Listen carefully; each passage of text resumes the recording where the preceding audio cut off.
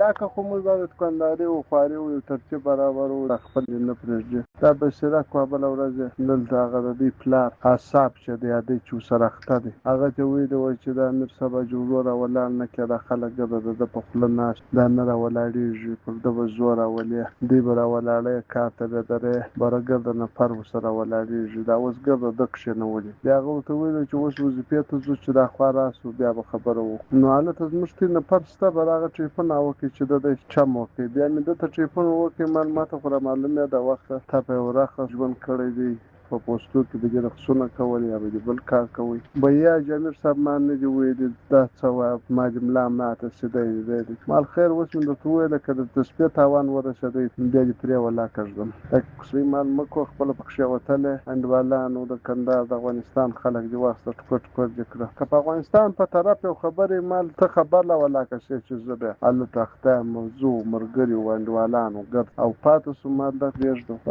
ډېر بې عزته کوي بیا ټلیفون راوکړي وایي چې امیر صاحب ته چېرې زه درځم ګرځوم دې دی هلته به ولاړ شو ښه ده ما بیا مې نه دي ورسره کړی خو دا خپل دغې څه نه اخلاص